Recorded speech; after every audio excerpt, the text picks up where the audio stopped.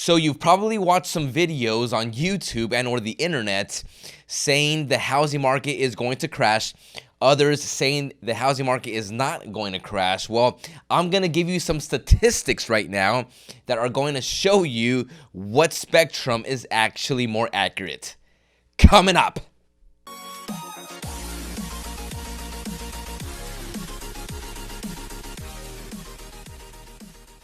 Welcome, I'm your host, Steve Penate, realtor and host of the Steve Talks Real Estate Show, where we bring you value, content, and tips in all things real estate and housing related. So if you haven't done so, I want to invite you to hit that subscribe button. We are bringing you the best in all things real estate. Hit that like button and share this video with someone you feel needs to hear this information. So we are going to be talking about some statistics and analytics when it comes to the current state of the housing market. Now, so many people are yelling housing market crash. On the other end, so many are yelling, no way, it doesn't look like that. Well, today we are going to be looking at 5 statistics that are very key, very important, that we should be paying attention to when it comes to whether or not the housing market in fact is going to crash. So many people keep comparing what we are going through right now back to 2008 when the housing market took a big crash. Now, I want to make this emphasis. In 2008, we had an economic financial crash. 2020, the economy wasn't crashing. As a matter of fact, we are in the situation we're in right now due to a freak accident in many ways, COVID-19. And due to that, the economy came to a screeching halt. So it wasn't that the economy was tanking like it was in 2008. Right now, it's kind of like hitting the pause button in regards to the economy and what we are living through. So in 2008, it's very important to note that the housing market brought the economy into a recession. 2020, that isn't the case. So we are going to be looking at 5 key analytics, statistics that are very important when it comes to truly understanding what the market really looks like right now and where it's headed once we open America back up and once people get back to their jobs. Let's talk about those right now. Number 1, appreciation. House prices have been appreciating for the past 6 to 7 years in very healthy numbers. And to so many people might think, oh my gosh, house prices are going up like crazy. In fact, they actually have not been going up like crazy. They've been going up in a very healthy way. As a matter of fact, the highest we've seen nationally on average has been about 6.4% in housing appreciation. And that is actually very healthy according to the economy we're in. Rewind, back in 2008, appreciation was not healthy. As a matter of fact, at its peak, it was over 12%. Okay, houses were increasing at unhealthy levels. In 2020 and the previous years leading up to where we're at now, housing appreciation was increasing, but it was increasing at a very healthy level. One of the biggest reasons that house prices increased was due to the lack of inventory. So, you know, the law of supply and demand. We had very strong demand, buyer demand, and we were lacking in inventory. So there were more buyers than houses, and that also brought an increase to prices as people fought over the houses on the market. So it's very important to understand this, okay? Appreciation has been increasing, but at a healthy level. If you look back at the statistics in 2008, okay, the highest we were at leading up to 2020 was even lower than the lowest it was back in 2008 when house appreciation was unhealthy. So it's very important to understand this. house appreciation, price appreciation has increased in a much healthier way than it was back in 2008. Number 2, mortgage credit. Now, the Mortgage Credit Availability Index is a monthly measure by the Mortgage Bankers Association, according to Keeping Current Matters. Okay, this right here gauges, okay, the level of difficulty it is to secure a loan. In other words, okay, how hard it is to actually get a mortgage. Back in 2008, it was so easy to get a house mortgage. As a matter of fact, so many people were buying houses they couldn't afford by showing income, by writing a letter. I make this much, give me that loan, please. It was just ridiculous what was being allowed back in 2008. Fast forward 2020, it's actually so much more difficult to qualify for a home loan. And even though some people might say, you know what, that is keeping people out of the housing market, but looking at it from a different perspective, it's actually good because it protects the mortgage industry and the housing markets, only allowing people that can truly qualify for a home loan buy a house. And that's the healthy way to actually be able to buy a house. Buying a house that you could afford leads to people being able to make their house payments on time. So, getting a home loan today is a lot harder than it was back in 2020, and that in so many ways is actually really, really healthy. Number 3, number of homes for sale. Inventory.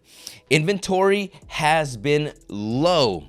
As a matter of fact, historically low the past few years leading up to 2020. We started this year with such a lack of inventory, buyers had to catfight for the house they wanted. Rewind, back in 2008, we had a surplus of houses on the market. As a matter of fact, statistics tell us that we had over a 7-month inventory of houses on the market back in 2008. We had more homes than people were actually buying. Today, in 2020, we still are in a lack of inventory. Okay, and this is actually in so many ways driving prices up simply because people fight for a house, buyers are fighting for one house, and at the end of the day, so often it's the highest bidder wins, right? Therefore, it's very important to understand this, okay? 2008, when the economy crashed, we had more houses than people could buy. 2020, we actually have a lack of supply. Buyer demand is so strong, we actually don't have the inventory to sustain it. So it's very different, okay? So rewind, back in 2008, we had houses that were just sitting on the market, not selling. We had a surplus of houses. 2020, it's still a catfight to find the house you want. We have strong buyer demand and still a lack of inventory. As a matter of fact, my fear is that the lack of inventory keeps on decreasing and buyer demand keeps on increasing. It could become harder for buyers to find a house, and at the same time, prices will continue to increase in that case. Number 4, the use of home equity. Back in 2008, so many houses had no equity in them. In other words, people couldn't sell their house because the house had no equity. 2008 and the years leading up to 2008 were years where people were literally pulling out all of their equity from their houses to build out their backyards, vacations, purchase vehicles. There was so much irresponsibility happening when it came to cash out refis on houses. It was literally wiping out our housing system. Not only was lending already so irresponsible, people that shouldn't have gotten loans were getting loans, and at the same time, since prices were increasing at unhealthy measures, people had equity that honestly didn't exist, and people were pulling out the money from their houses. People were just pulling out equity like crazy to buy a second home, a third home, vehicles, vacations, backyards. There was so much unhealthiness going on when it came to the use of equity. As a matter of fact, statistics tell us that over $800 billion of equity was pulled out of homes in America.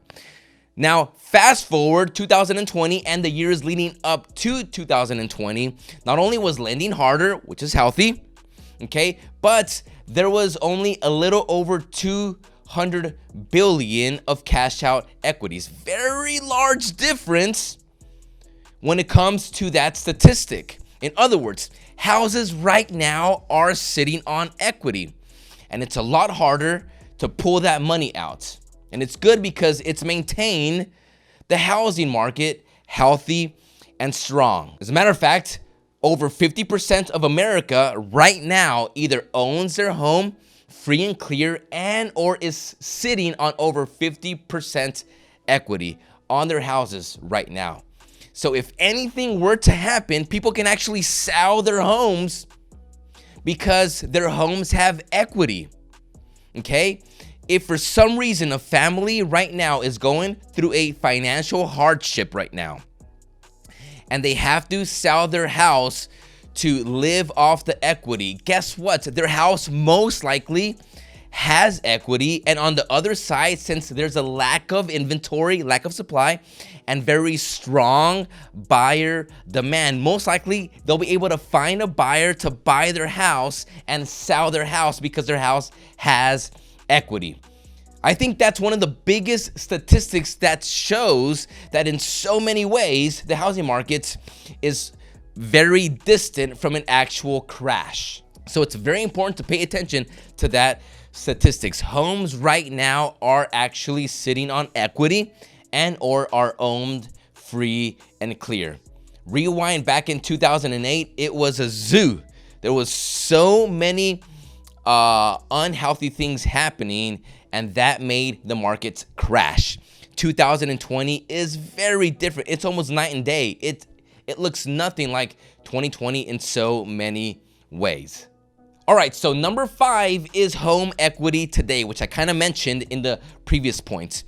But statistics tell us that over 53% of homes right now are owned free and clear and or are sitting on over 50% of equity.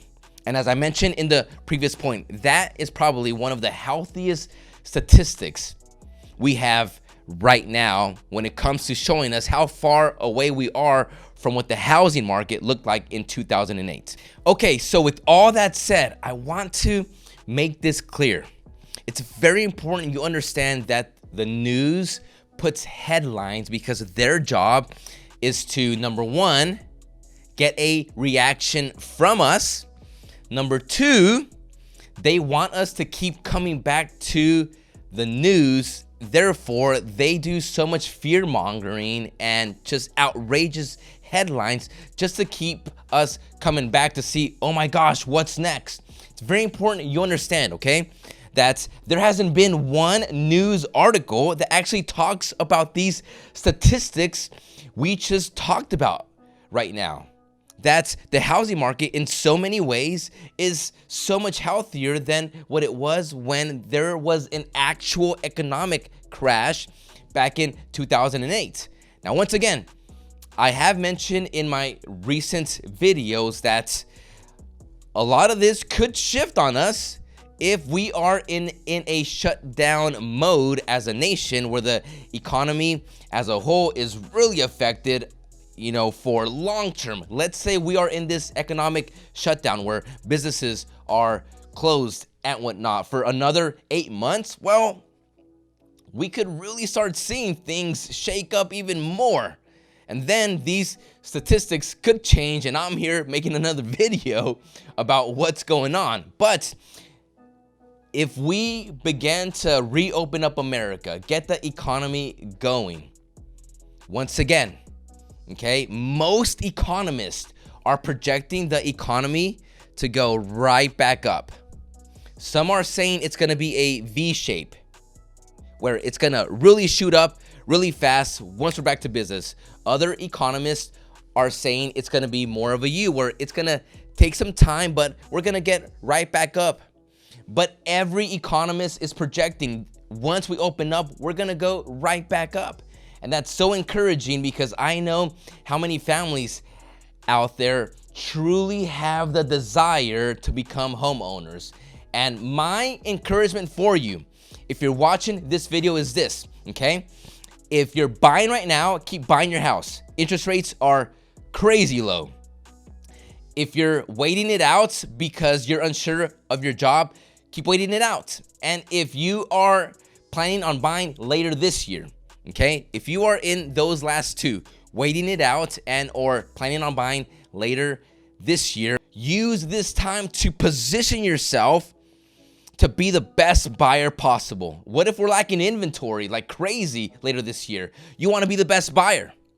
You know, get your finances in order, work on your credit score, make sure it's as high as possible, and become the best buyer possible. If you're a seller, most likely you are not going to have a hard time selling your house as long as it's priced well, the marketing is great, and you're working with a rock star real estate agent. With that said, I personally am optimistic about the housing market going forward in 2020.